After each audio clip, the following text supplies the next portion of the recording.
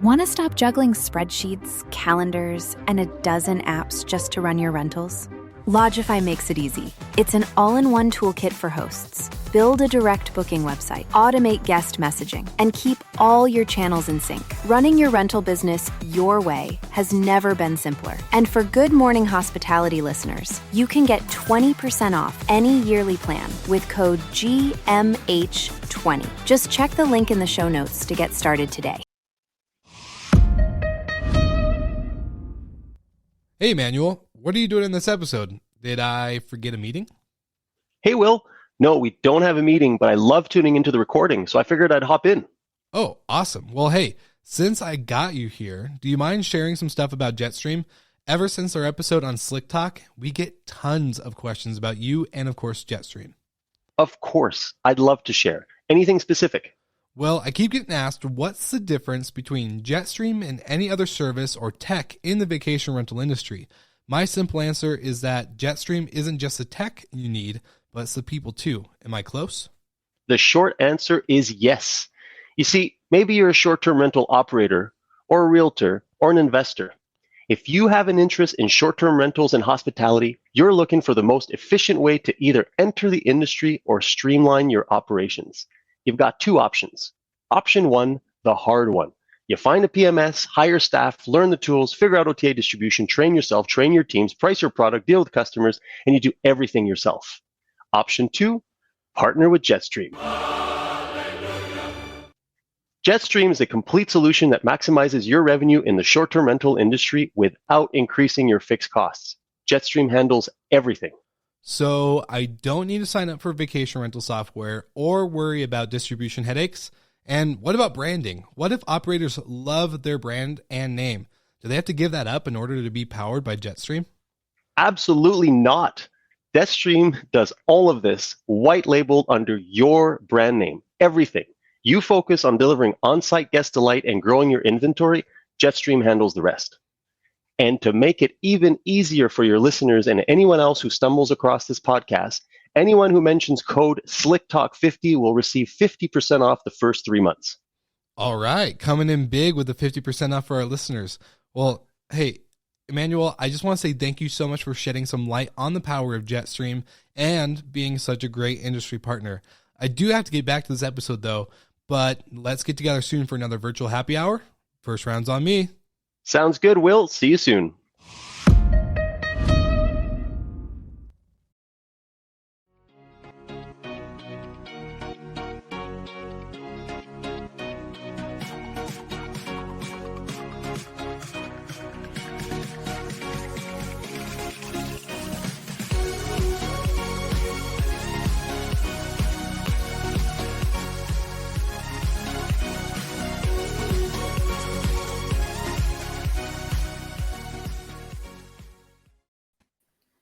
Good morning. Happy Monday. Welcome back to States. I know, it feels great to be back home. You don't realize that you miss a few little things when you're living out of a suitcase for a month. So putting on the sweatshirt again was a good sign. It was a good feeling. I felt really good. I was like, yes, we're back. We're back, baby. I recognize some of those faces. Yeah, pretty good looking guys, I think. No big deal. But I want to shave myself, and then say, no, I can't because it doesn't match with the NFTs or with your hoodie. So yeah, nobody would recognize us if you shaved. No. So yeah, but good to be back. We had a killer first week. Well, not first week. We had a killer end of the quarter, and now this is season 4, episode 1, because it's a new quarter, obviously. So we do a new season every quarter there. So I'm excited, and we got a great guest joining us. What do you got, Ross? You look confused. No, I was thinking, look more like we're gonna announce our earnings call or something because you mentioned about the quarters. But let's skip our earnings call maybe for now. Our earnings call, we're crushing it. We killed it. But let's. Just kidding, 7 maybe. I don't know. Anyways, going on to the next part. I want to reintroduce the show a little bit because I think we've had a lot of new listeners based off of like the analytics going into the back end of the audio stuff. And so reintroducing kind of the show concept and who we are, what we do. Nothing too crazy, just because we got a lot of new people. We want them to feel welcome and welcomed into the GMH. Welcome. Yeah, welcome. So I'm Will Slickers, obviously. Me and Michael Golden started this show. Well, we all started the show together, but Golden gave me the idea when he was a guest on Slick Talk. And so it was more of like, hey, we should start another podcast. Me thinking I didn't want to do another podcast because there's a lot of stuff that goes into doing a podcast. But ended up being a great idea. And so this show, we're really casual, focused on the industry news based on the last week and kind of what we've seen maybe in the news this week as we wake up in the morning. We kind of switch topics depending on what happens, but yeah, it's pretty chill. We are live. We don't have scripts, so anything can happen. And sometimes it does. So as of last week is a good example if anyone saw our live show. So that is very true. But other than that, I think it's good to dive in. We do 2 segments every week. One is called What's with the Noise, where Michael Golden covers kind of industry topics or highlighted articles from the industry, whether it's hotels, short-term rentals, anything travel related. And then we have Startup of the Week, where Mr. Ross covers pretty much a unique and cool startup that's in hospitality and travel. Maybe they raised some capital, maybe they're creating a new product, whatever it may be. So those are the 2 segments, and I think we're ready to rock and roll. And I want to give Ross, the spotlight this morning. So, see what the startup is, and let's get rocking and rolling.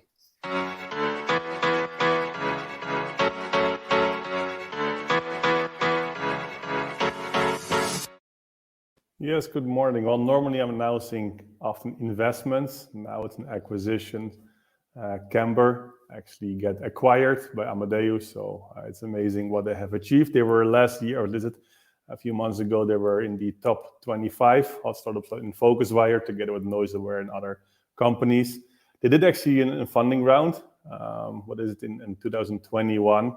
So they closed 3 million. Actually, now they went to an acquisition with Amadeus. What I understood is that Amadeus already have their own revenue management software solution. The same with Camber is. So they're going to just actually add it to Altea, the current solution of Amadeus. So pretty impressive that the guys, I think officially a Dutch company as well, that they actually get acquired by a large corporate like Amadeus. So well done. And I think this is not the only one you saw. You saw as well that in last year, September, there was another acquisition actually in the same space. So XCheck and FedDirect actually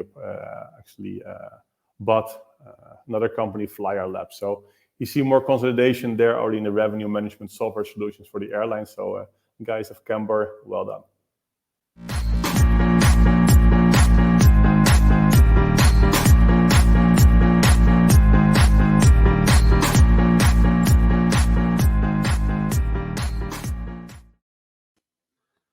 Another busy week on the M&A and funding side. So we saw a few startups get funded last week, TouchStay, Glimpse, and there was one other.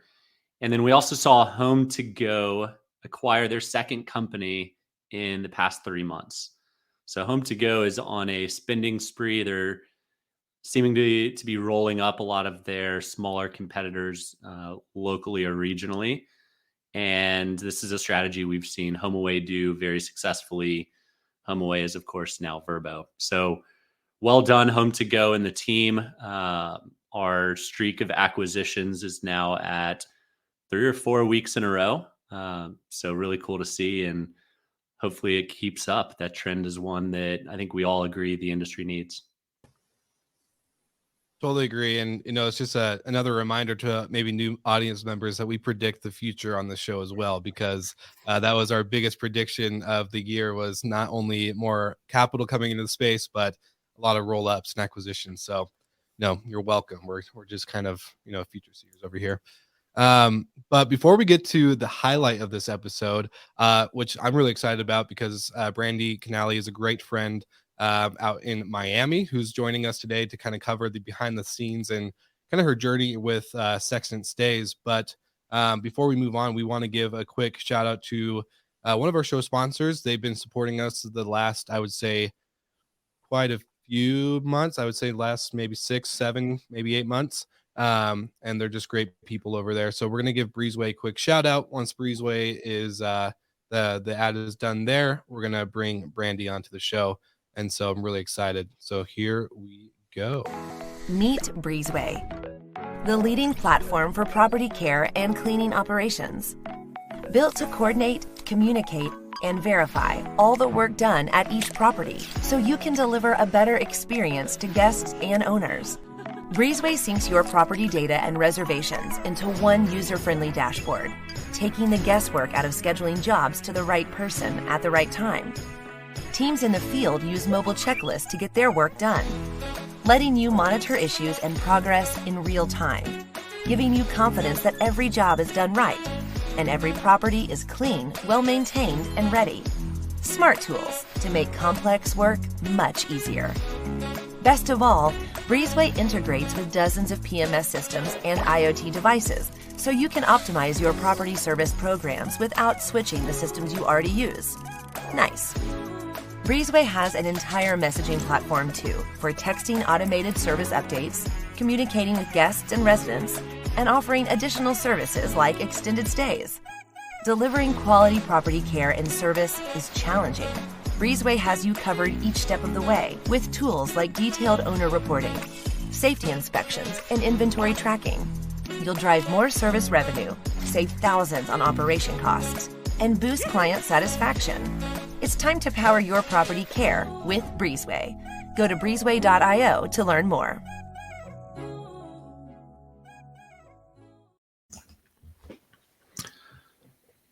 There we go. I'm on mute. We got to call them and tell them to put GMH at the end, breezeway.io/GMH. That's our code. But anyways, thank you, Breezeway, for supporting the show. And we are super excited because for the grand finale, we're going to welcome Miss Brandy Canaley. What? Here.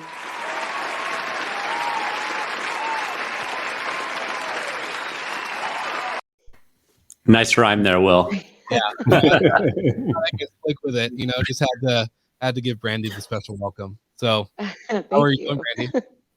I'm fantastic. Thanks for having me on the show.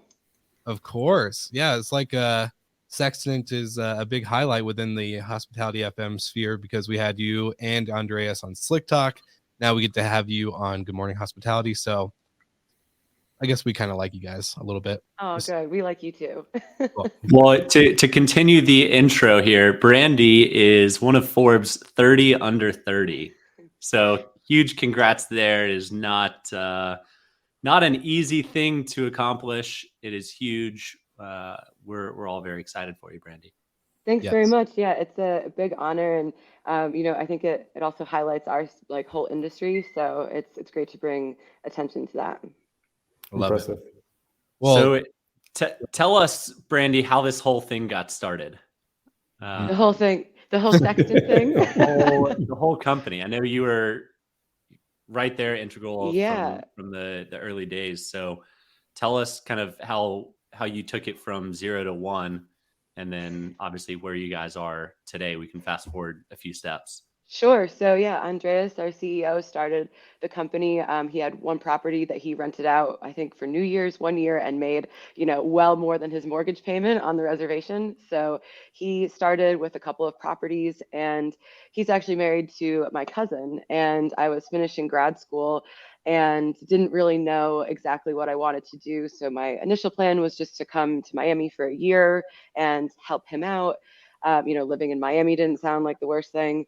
And then I never left. So that was how I got started. And I think the first year or so it was very slow growth. There was only a couple of us, 5 or 6 of us, really hustling, working very hard, wearing many hats. We just over the first couple of years slowly built. We were in single family homes more in Miami, and then started to get into the full building residences, which is, the model now.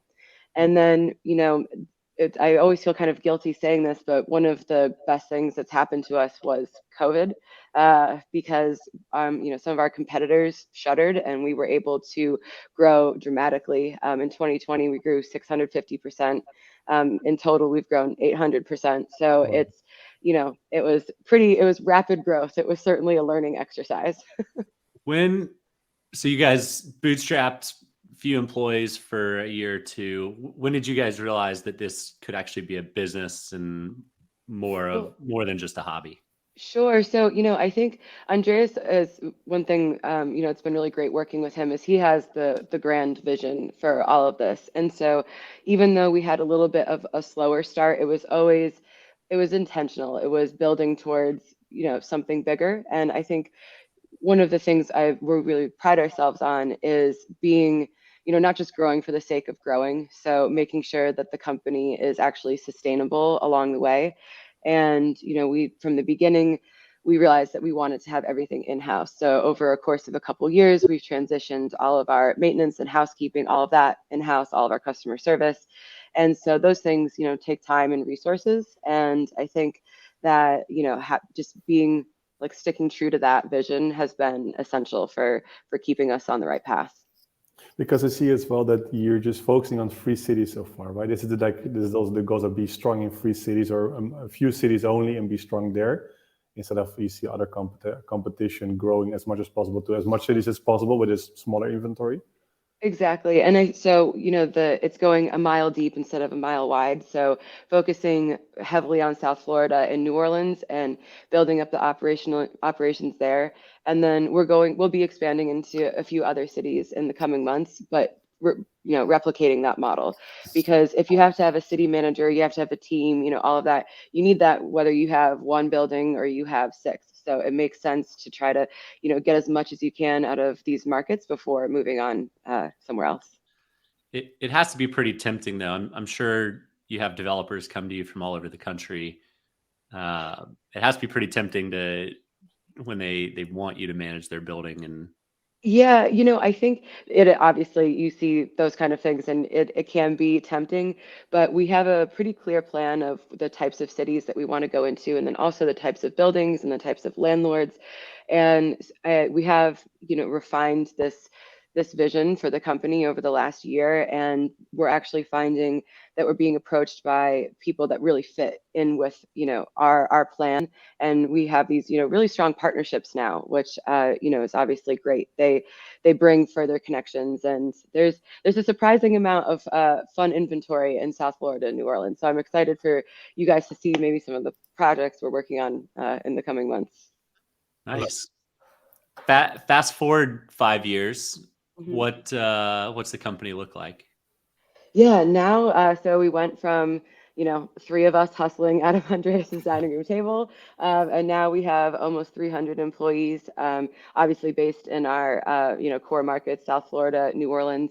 We actually have a pretty sizable staff in Spokane, Washington. We have a lot of phenomenal Stay Alfred alums that have joined us, and then we have almost 90 people in the Philippines. And we're actually going over to visit them in a couple weeks, which is going to be really fun. That's super exciting. Yeah. And so, I think one of the greatest opportunities of, like, certainly in my lifetime thus far has been this ability to grow the company and really, there's no roadmap. There's no one telling you how to grow a company like this. So it's been an extraordinary and rewarding challenge, I would say. Because you're CEO, there's only one step further, which is CEO. Do you ever see taking this role? I don't know if well, at least look out, Andreas. Not at all. No, I'm curious. Because I started the company. I started as CEO in here for 1 year. But I just became back CEO and just went back into CEO of Bidroom.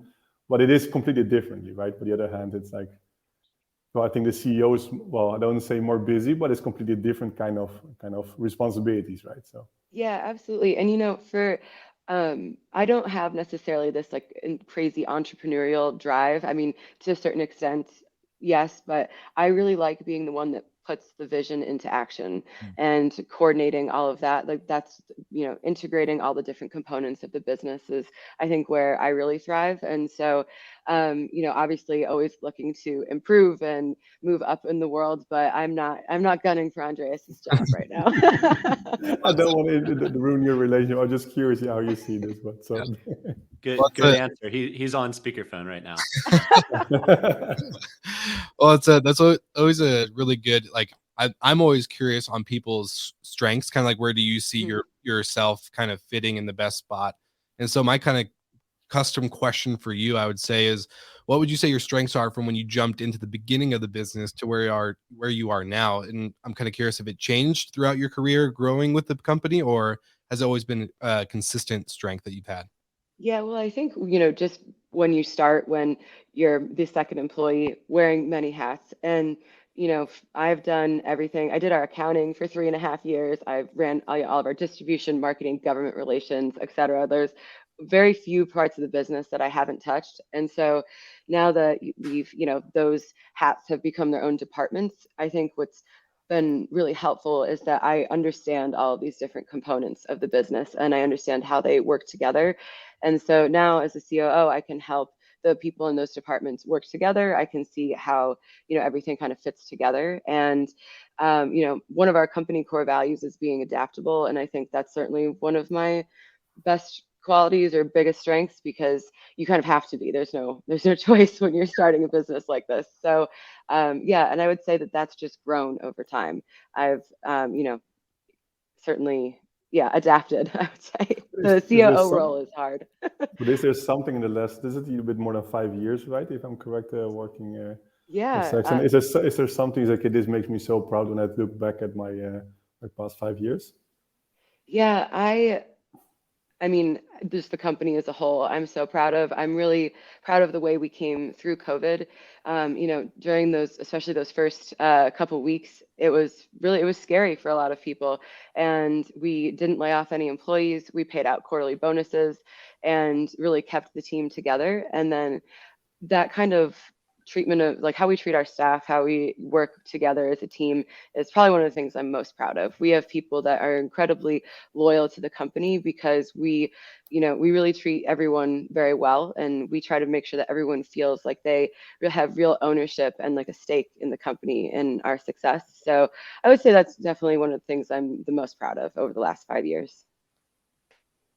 What do you think? What we often have a discussion here. I come more from the hotel space. Well, Mike, of course, and Will as well, more from the vacation rental space. Well, you as well.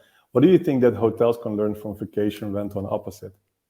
Well, I think we're starting to see more and more of these industries combine and Yeah. overlap. And I think that hotels, it seemed for a while, were very, very resistant to any sort of change. And so, and I get it, the legacy product, why change something that's been working?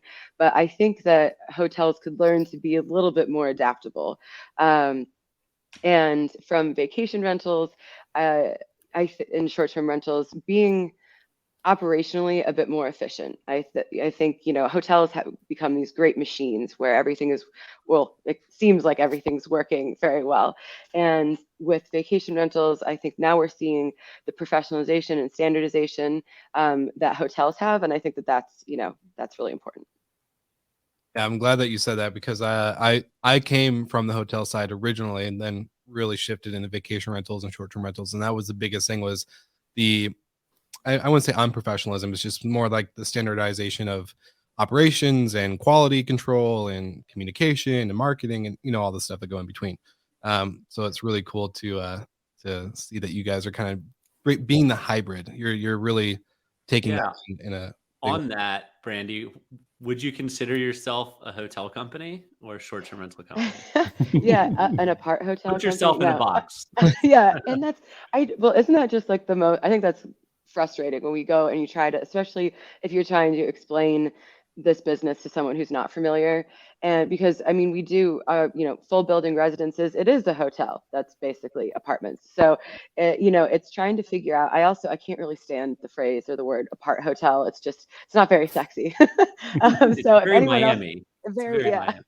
Miami. And so I think the I don't know, politically correct way of me saying we're both. I can't really put us in a box right now.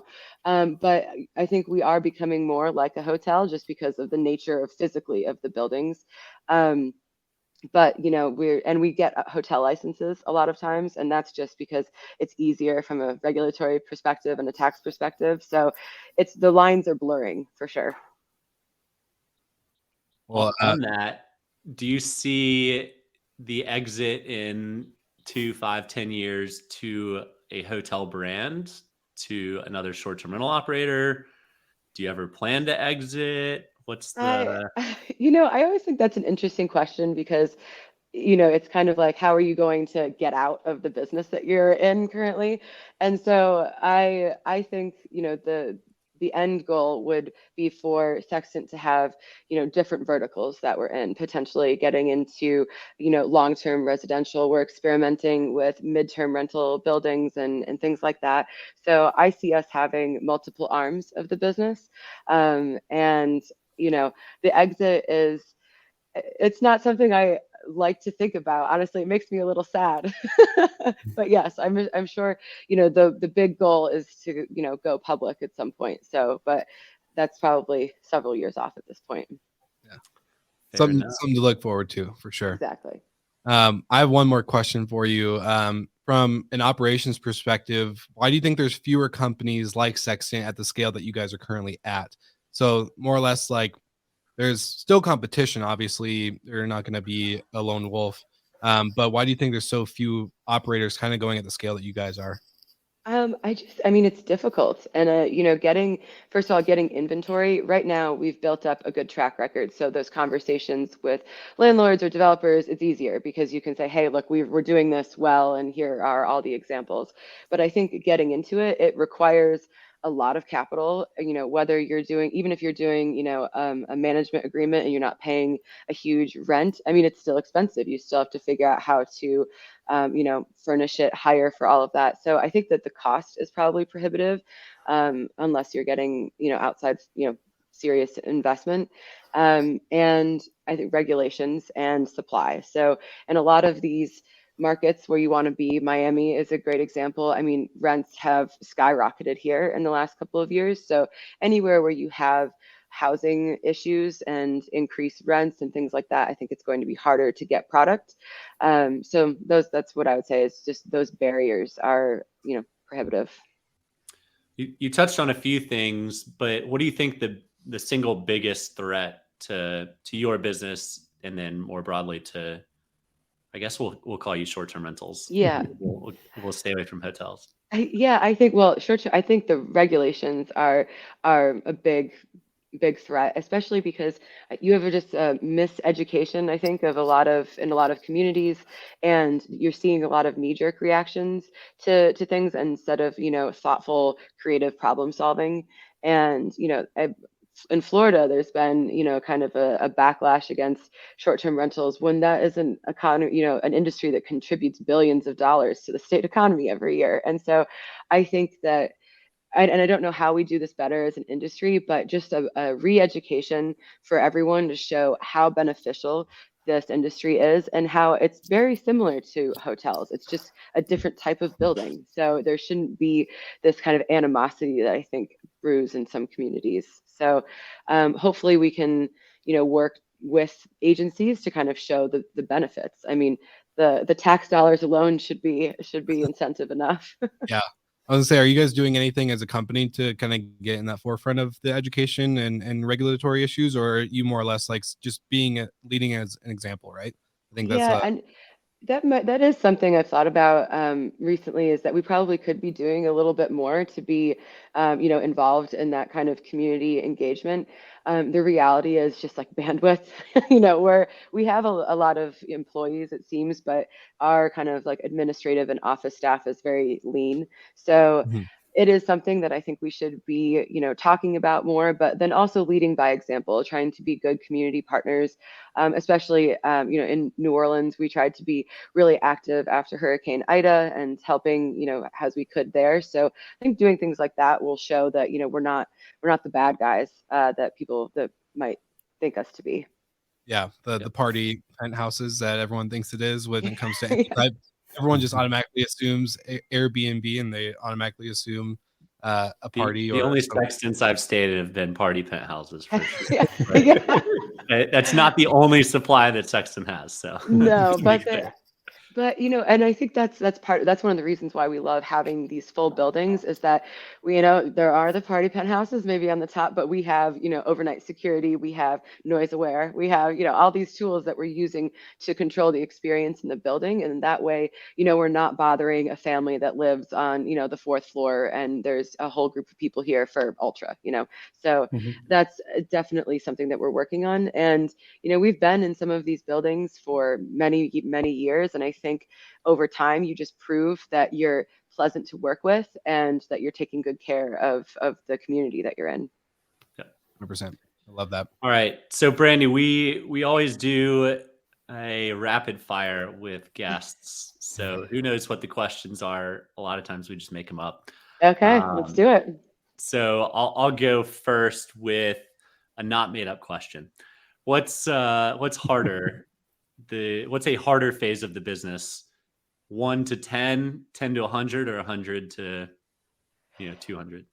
Oh, wow. Yeah, that's a good question. Hard for different reasons. The 1 to 10 is hard because you are doing absolutely everything and working, 14-hour days just to keep the business going. And then once you get much larger, it's harder because there's more repercussions, there's consequences, bigger consequences to the things that you're doing. So harder for different reasons. Fair enough. Makes sense. Beer, wine, or cocktail? Oh, big into wine, but I love gin. So Okay. Dinner out or cook in? cook in for sure. Nice. You've had the opportunity to attend one of my dinner parties, so it's my form of my art form, my creative outlet. Yeah. So to all the listeners, aside from being a Forbes 30 under 30, Brandy also has a little side hustle where she's got a pop-up restaurant kind of experience.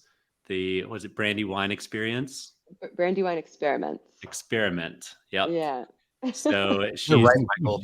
well known within the Miami circles when she announces a pop-up. Yeah, it's fun. I have to do another one soon. It's been a while. I love it. Yeah. Is that your rapid fire question? That's it? Yep. All right. Okay. So I've got a few. Madrid or Miami? Madrid. Okay. Paella or sangria? Ooh, sangria. Okay. Today or mañana? Mañana. Okay. Last one, people or tech? Technology? Okay. Okay. People are tech. People are tech. Oh, tech. I thought you said team. Tech. Sorry. Oh no, people are People are tech. tech. Technology. People. Okay. All right. Good. Cool. iPhone or Android? Oh, iPhone. Favorite music genre? House. House? Okay. Mm-hmm. If you could pick any animal to represent you, what animal would it be? Polar bear.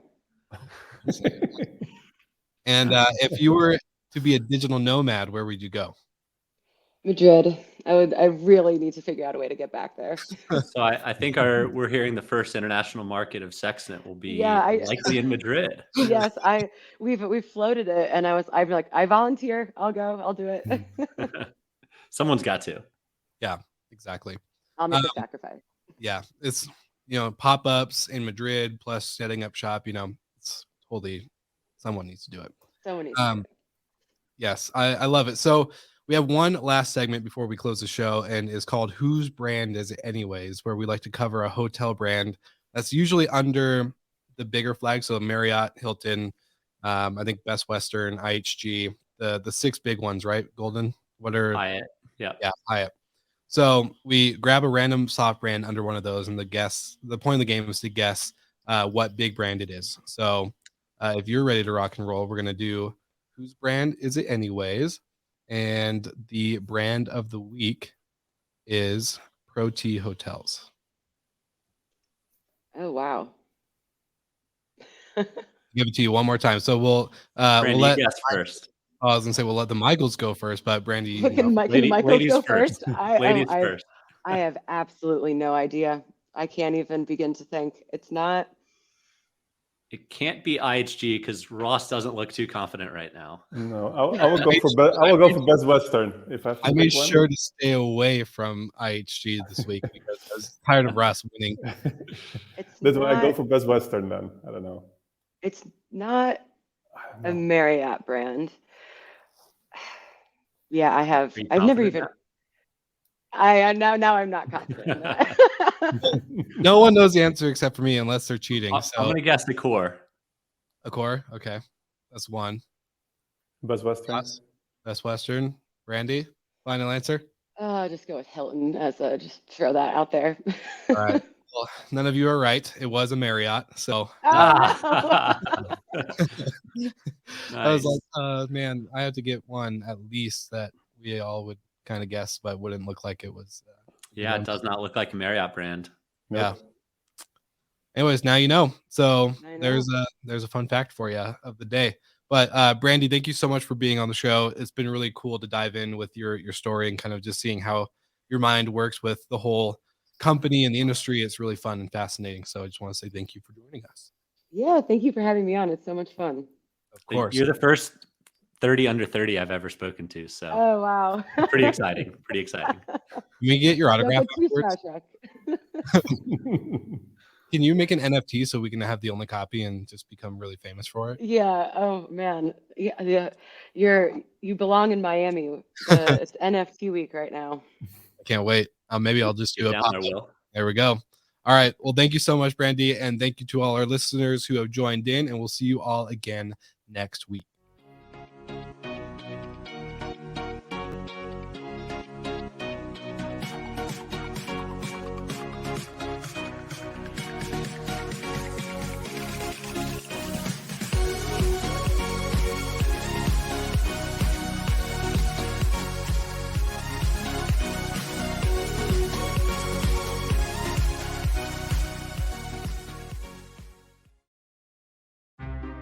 Want to stop juggling spreadsheets, calendars, and a dozen apps just to run your rentals?